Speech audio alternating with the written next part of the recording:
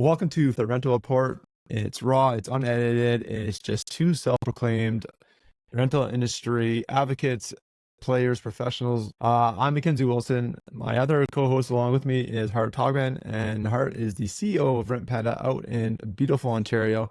I'm here in Alberta.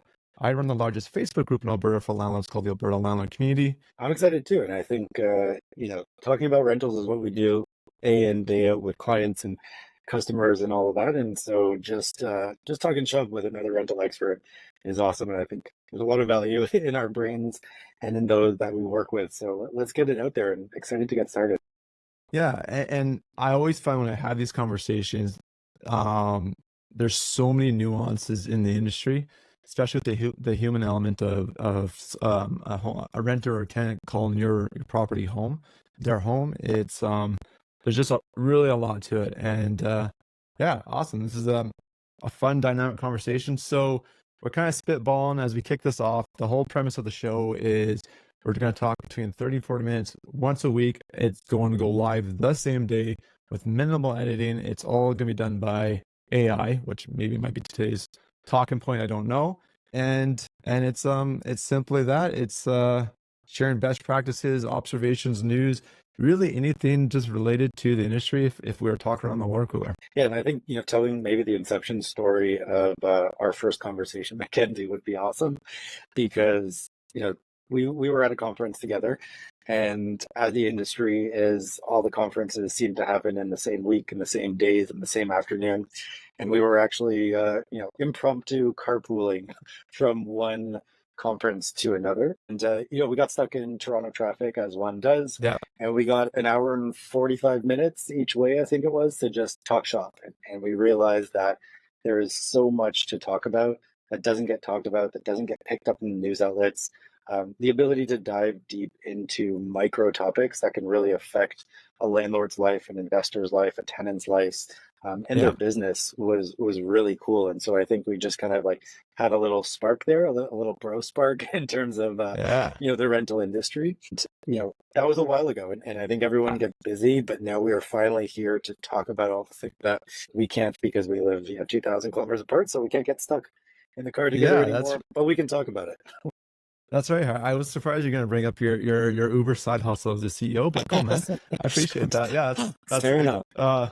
Listen, I didn't bring up who was driving who, but that's true. Okay, so Hart, you've got some cool things on. We're talking about what you're doing and what you're seeing, observations with student rentals right now in Ontario. Kind of what makes this topic really interesting is obviously our federal government came out. They threw a bunch of just kind of taking a nonpartisan look, a bunch of headlines as there's an upcoming election, and some have substance behind them that I think would have a real impact, and others are as fluffy as you can get, and they're probably going to evaporate like the next cloud that comes by. There's just wasn't much to them. And so the student rentals, they're talking about what was it the comment? It was the feds were going to flatline or even reduce the number of students coming to Canada. Yeah, essentially. And the crux of the issue was housing. There's not enough housing for international students coming to the province. I think anecdotally through COVID, there was a decrease in the number of international students coming to the country, obviously. The universities and colleges as businesses lost a lot of revenue because the fees for international students are much higher than local students. And as we started to come out of the pandemic, the international student applications rose. More and more people were kind of backlogs, and also the universities had the opportunity to make more money. Universities and colleges, right? So they were starting to increase the cohorts of international students coming through the door, and that made the already bad housing issue for students a lot worse. And so the number of international students started to rise. Because of the rise of housing costs at the same time, we ended up in a lot of student rental markets with students not only sharing rooms with 1, 2, 3, 4 people, we actually saw instances of students sharing beds, right? So international students were coming to the country. Like what do you call it? Hot swapping bunks or whatever, like they do in the military or something? Hot beds, essentially, yeah. And so, it was becoming really dire. But to your point, as a policy measure, the government said, okay, to solve the housing issue, we're just going to put a cap on and then reduce the number of international student permits that got allowed and sent out. The reality was, once that headline came out, when the policy actually was introduced, there was a lot of tiny writing, bureaucratic nonsense that was put around it that didn't really do much. So even though the number of international student permits technically was supposed to drop by 25 or 30%, there was some red tape around that, and a little bit of the stipulation was that it was actually only geared towards private institutions as opposed to public institutions. And when you actually talk to the universities and the colleges, it turns out that the number of international student permits has actually not changed at all. So the rather large numbers that we saw in 2023 and 2022 remain unchanged, and a massive cohort of international students has come to the country again in 2024. And when you see permits, that's like essentially the number of students that are able to come into the country to do study. Yeah, exactly. Like the official study permit that allows them to come to the country for 2 to 4 years to pursue a degree at an institution. Those permits were withheld or kept. And again, the news headline was that it was going to be drastically reduced, but it was only drastically reduced for a lot of Mickey Mouse colleges, essentially, right? Everyone and their mother sprang up a college. Oh, okay. So those like kind of they're in an AFCO trailer, or they're in an office building, have 3 offices kind of colleges. That's probably the ones getting affected, the private ones, but like all the big names we know. So like, what's the big ones in your area that you guys are actively got rentals or managed rentals in the area? So some good examples are Queens out in Kingston, or Lakehead and Confederation College in Thunder Bay, even U of T in York and Toronto, Western, University of Guelph, all of these big universities that typically bring in very large cohorts of international students. When you look at the permits issued and you talk to the student unions within those organizations, the number of international students hasn't changed. So when we think about that from a housing perspective, first off, there was a major concern with investors who were looking to or already were invested in student rentals, that all of a sudden the numbers were going to plummet, right? They're not going to be able to fill those vacancies, and they were worried about their investments. At the same time, sorry, go ahead. Let's say, so like behind the headlines, like right now, it's like right now you're obviously in your car, you're not at your desk. What are you doing right now? So right now we're out onboarding some new properties out in Kingston, actually, and a lot of these will be student rentals, and a lot of that student population will be international student rentals. But we've got personal investments up in Thunder Bay, and we are filling 7 and 9 bedroom student houses. And these are second year to fourth year students typically, or masters or graduating students, and predominantly they're international students. And so we saw the trends in international students skyrocket over the last 3 or 4 years. So personally, we've been investing in that. And for some context, we posted an ad 2 or 3 days ago for a 9-bedroom student rental, newly renovated place, all done properly. And that place rented out fully in 2 days. We probably got well over 400 to 500 messages. And when we talk to the student unions, there's 4,000 international student permits that got issued this year. So there's just not enough housing for them. And the numbers that we're seeing when we're trying to rent out these places prove that. I wish I had 20 houses right now for international students with the volume that is coming to the door. Okay. Interesting. I got a couple questions here. So, one of the things I first learned when I started doing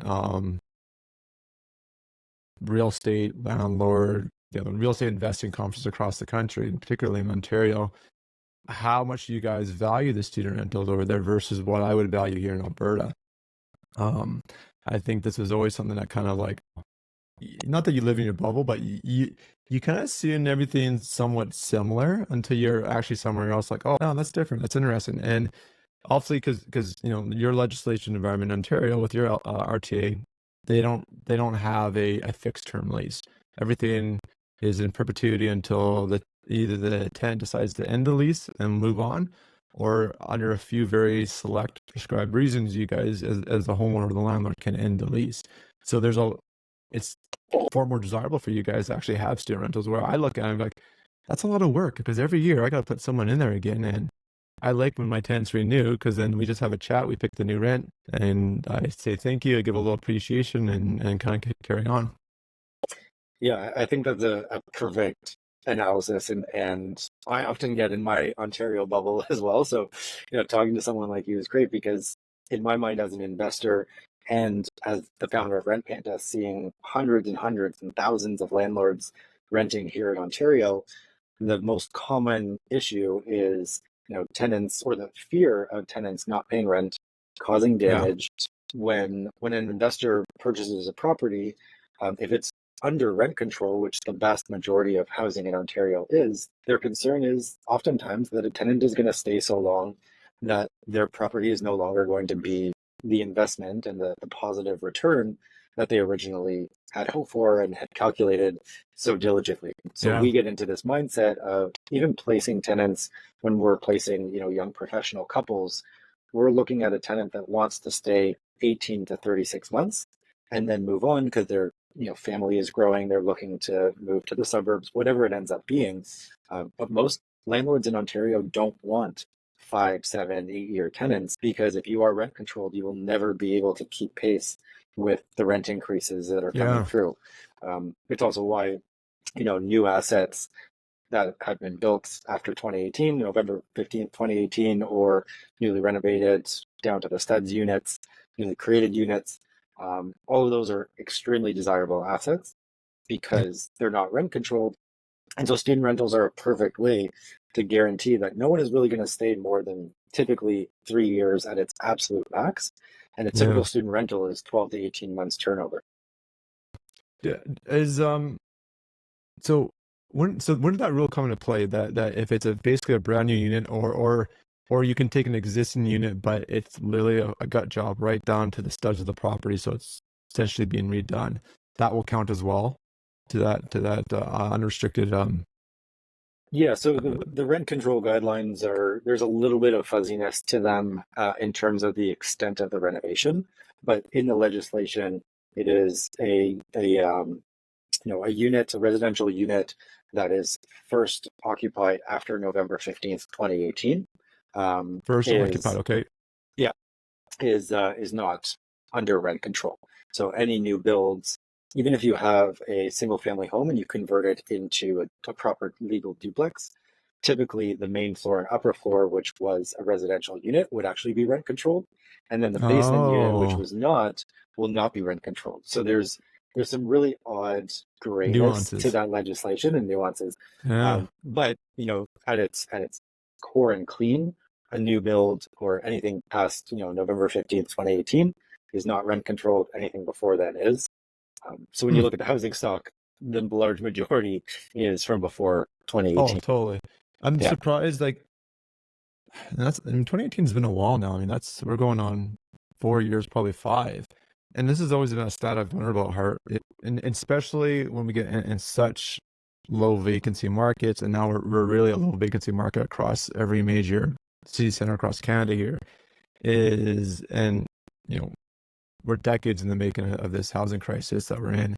Is policy comes out, and I wonder, or I can't even find the stats. So then I know that the policymakers that are coming up with some of these policies that affect our industry probably don't have a clear picture either. Is the universe of the rental stock that's out there? What is that demographic or market share between the do-it-yourself mom and pop landlord versus the large multifamily property management company that has thousands of doors, or the REITs, or the businesses that own the properties directly? And I often hear that they make the assumption that these large businesses own the majority of the market, when in fact it's quite the opposite. I know Yeah. both you and I know it's the mom and pops are somewhere between 65 and 70%. It does vary by province, but Yeah. like that's substantial, right? That is, your kid's school teacher, that's the neighbor down the street. That's every day you interact, you're probably running into 2 or 3 homeowners that have that additional door on the side. Yeah. And those numbers are exactly what we found, from the data that we could pull.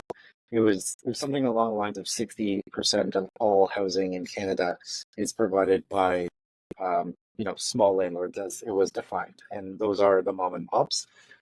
And the even scarier bit is that all of the data that the policymakers are looking at is Mm. CMHC data, which is purpose-built units of four or more, which is already extremely, extremely biased towards the large urban centers, let alone the large REITs and big property management companies and purpose-built units. So And they're one run of the major so issues is the data scale. Yeah. yeah, they're run so differently too. Another thing too is when you look at that CMHC, and it's called a what is it called? Something portal, home portal? No, yeah. If you just go CMHC portal, it's a whole interactive map. You can plug in all these different data points and search and go through it. Yeah. But you're right, and they define it as a primary and a secondary market, and technically the vast majority of the market, which is what we are, is this secondary market that they don't actually even survey because it's too difficult to do. So they don't Yeah. do it. So then all of these like huge policy decisions too are being made on this primary segment, which is, out in Alberta here, one of our biggest players is Boardwalk. They, I think, on their books have 35,000 doors across 3 provinces. I know you guys got like a bunch of the other major ones in your places, and it's just it's not even an apple to apple comparison. It's not even a fruit to vegetable. It's like, it's not, yeah, it's so different. It's like junk food to health food or something. I don't know. I Yeah. have a horrible It's like acronym here. a running shoe to a car. It's a different product There you entirely go. for a different market. And yeah, I mean, I couldn't agree more. Everything at its core that relates to that product, essentially, right? That purpose-built apartment building versus the duplex or basement or room rental Mm. is completely different. The tenant profiles, the tenant segments, the landlord, the income ranges, it's a completely different beast.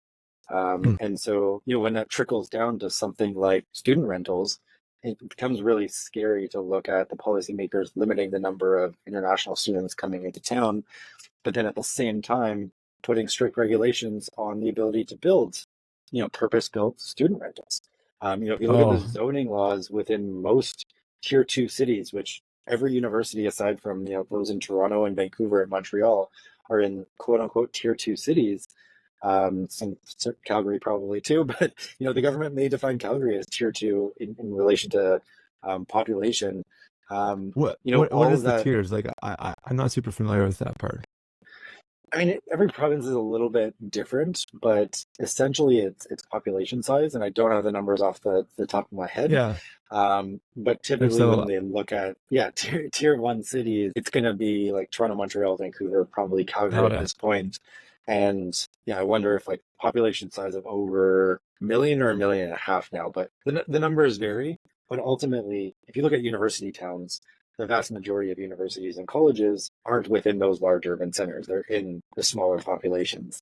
And so if you look at Mm. trying to build a purpose-built student rental or, a small off-campus housing facility, it's just not possible. Like the zoning bylaws do not allow it in the large majority of the town. And especially they don't allow it where students actually want to live. And so you end up with a situation where investors who see the potential are trying to build the housing stock for these students, and yet they're having to do it under the table because the government doesn't allow for it. The other crazy thing was, as soon as this international student permit issue came up, the government, just before or just after, also made the statement to universities and colleges and these public institutions that they need to be able to guarantee housing to a specific portion of their student population. So the government has said, we're going to limit the number of permits, and universities and colleges, it's on you to ensure that you're only allowing enough people through the door of your institution that can be housed, but they're not building the back end solution to the housing. Or the housing Yeah. crisis. And so, as a company, we've worked with Lakehead University and Confederation College, their student unions, to try and figure out solutions on the housing stock because we have access to the mom and pop investors. And these mom and pop investors, sometimes they're 40, 50, 100 unit portfolios where people have the resources to build proper student housing. But there's just so much red tape around being able to do it within these municipalities. That's The interesting. issues kind of cycle through, but as a small investor, it's a lucrative opportunity that solves a problem, but there's a lot of bureaucratic red tape involved. Yeah. Yeah. And like, I guess the other thing too, I think about student rentals, like here in Alberta, they're just not as popular. But I think because I don't know if we just don't have as much post secondary Yeah. in a per capita basis. Like I find like it's just such a different. It's very unique to you guys in Ontario how you guys look and approach at it. And I know, I mean, you're talking about some of the smaller centers where your examples are coming from, but I know when I was in Toronto, there's like there's U of T, Ryerson, there's like 3 or 4 universities all within like a 25 to 30-minute walk of each other. Yeah. And which is a really, like, that doesn't even exist here in Calgary because we've got like U of C is in the northwest part of Calgary along our C train line or our transit, and Mount Royal, which was a technical college, is now got a university designation in the last like 7 years. That's in the south end of the city. I went to SAIT, so a technical institute that's kind of close to SAIT, but not really. I guess no, definitely not walking like that example. But it would be like a 7-minute train ride. Yeah. So yeah, we don't have those kind of way you guys are set up in Ontario with the population densities. And I think if you just look at the immigration patterns, that kind of is the alluding to measure of where students are going, just like where the population is going. And so, to your point, the density of institutions in Ontario is much greater, obviously centered around the GTA. You're also getting institutions that are outside of the GTA starting to open up campuses within the GTA, or like Innisfil or Barrie or Aurelia. So they're opening up satellites, like satellite campuses, yeah, because the population growth kind of can't sustain it within certain municipalities. But ultimately, if you look at the immigration patterns coming to Canada, if it is whatever the number is these days, 60, 65, 70% of people are going to Ontario, and then a certain percentage of that are going to the GTA. The student populations are exactly the same, maybe even worse, just because of the density of the institutions. Yeah. And what we find really exciting, though, is that in some of these municipalities, and it's usually the much smaller ones, the tier 3 cities, you actually get some push from councillors and the municipality in general to actually create some of this housing and to change the bylaws and to push the institutions harder to create this housing. And so there are some opportunities, especially with Bill 23 and the densification of lots. There are some opportunities that are starting to pop up in cities like Peterborough or Aurelia is a great example, or even like Cambridge, where there's starting to become the supply coming on the market. Welland is another great example with Niagara College down there, where municipalities can push and create the change that is needed. It's much, much harder in the GTA and big centers like Toronto, but there is opportunity, and I think it requires a change of conversation, which is why I hope everyone listens to this for non-selfish reasons. But if the conversation shifts and we can really start to advocate for the landlords who want to invest in it, but it doesn't make financial sense without the cooperation of the municipality and the institutions. We all need to work together, and I think part of that change comes from starting the conversation. Yeah.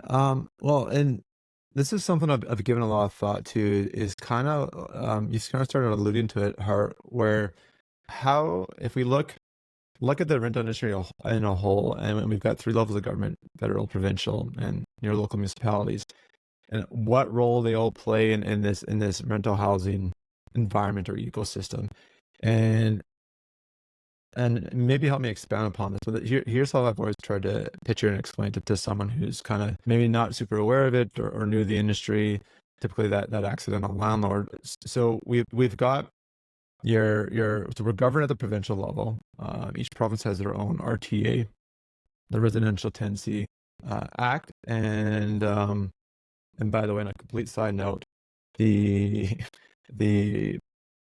federal government's announcement of standardizing a lease across each province and territory, and there's 13, if I had done my geography correctly, different RTAs, and some are in complete contradictory of each other.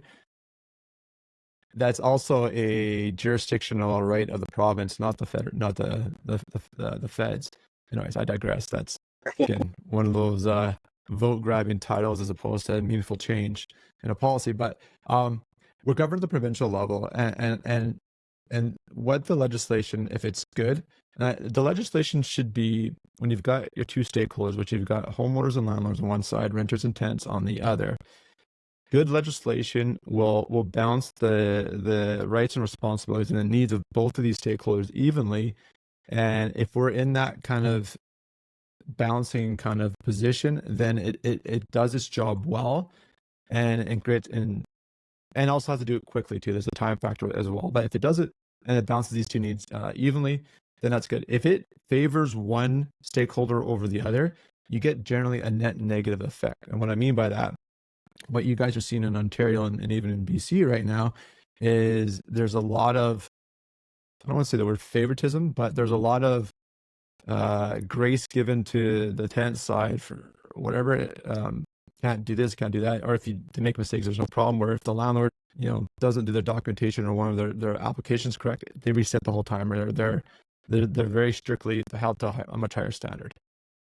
And I think because of that fear and that unbalance in the way the law is applied, you get a lot of people saying, you know what, this risk isn't worth it for me anymore, I'm out. And I would love to know over the last decade or 15 years in Ontario, what the drop off of mom and pop landlords that were in the market that are no longer in the market because of the legislation. And the legislation should allow people to transact quickly. And I would equate to like drinking a slurp from a Slurpee straw, which I would say what Alberta's like. It's very well balanced. Even you can move quickly to the system. We can get disputes from the day they filed to the day they're heard done in the same month, typically 2 to 3 weeks.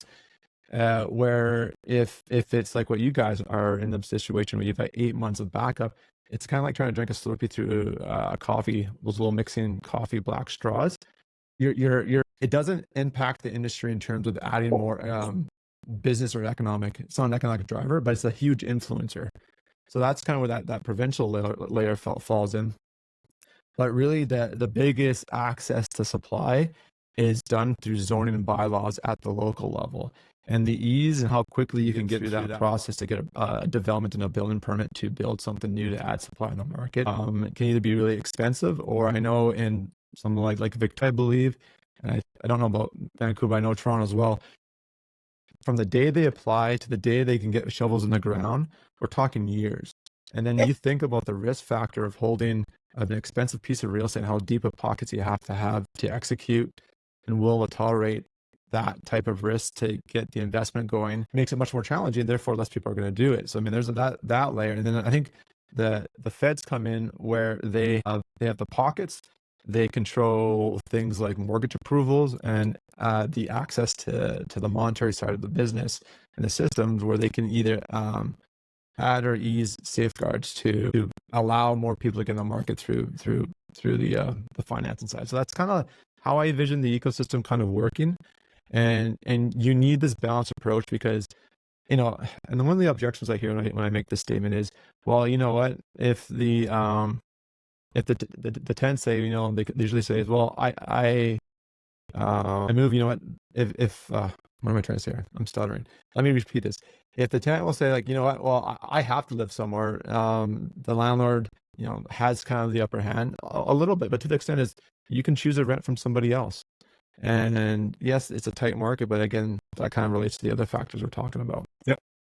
And I think you kind of said it there in its most simple form, that an imbalance is bad across the entire spectrum of policy all the way through to day-to-day landlord and tenant interactions. Because your example beforehand in Alberta, your tenant wants to stay longer. You talk about the new lease price, they renew for another year. It's done, and it's a simple conversation that is also very transparent.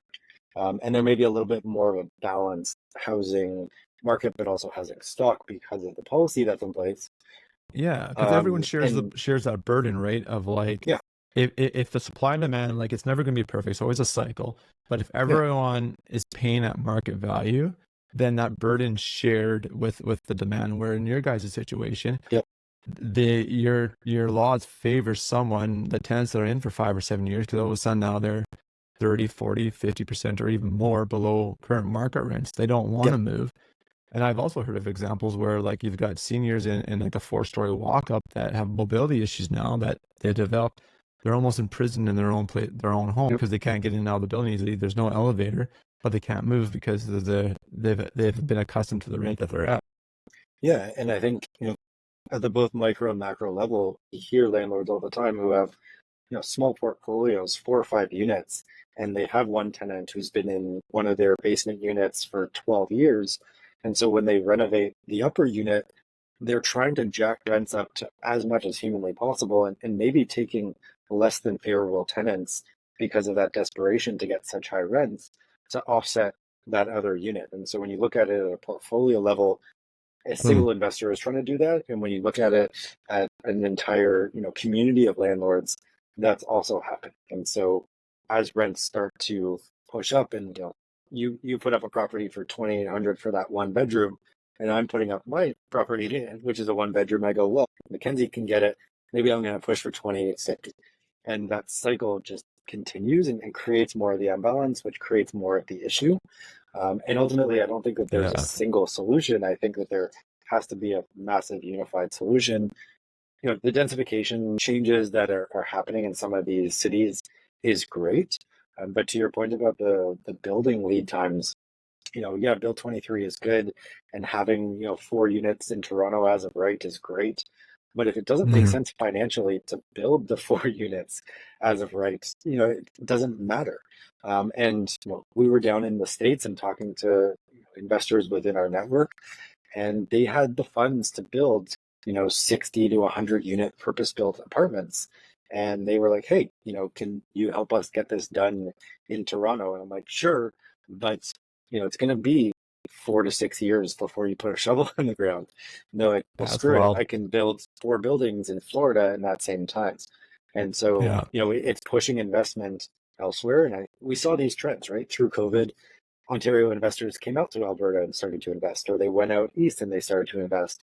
Now the Yeah. trends are down to Ohio and down to Florida. Those trends are going to ebb and flow, and I think money will come back to the province.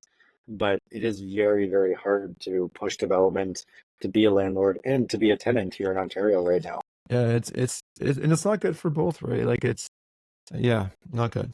But Yeah, yeah, one thing you brought up, or I'm just kind of curious, like just for my own personal kind of learning here, is so you mentioned you guys got a ton and ton of inquiries on your rentals. You had to rent it out in like 72 2 days. hours or 48 hours. Yeah, two Yeah. days, super quick. So just tell me about your screen product. Like, how did you guys, like, what was the flow there? Was it like an email, a form they filled out? Like, how did you process that many inquiries?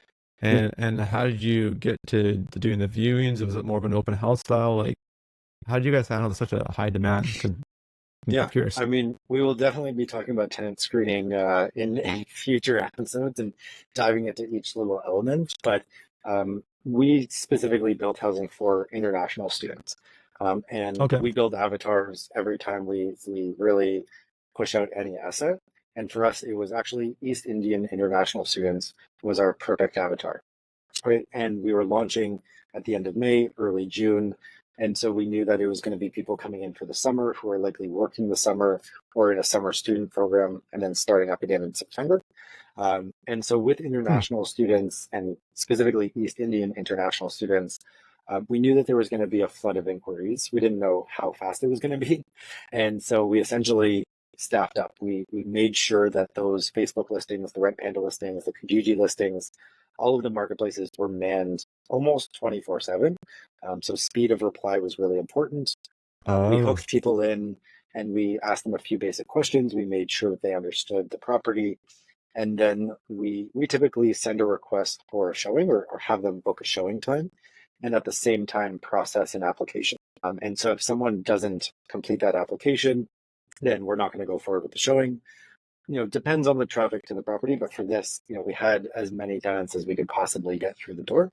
And we didn't do open house style, but we typically schedule people in for 5 to 10 minute increments, and we oh, just I do like them that. back to back. We've done open houses before. It doesn't hook people.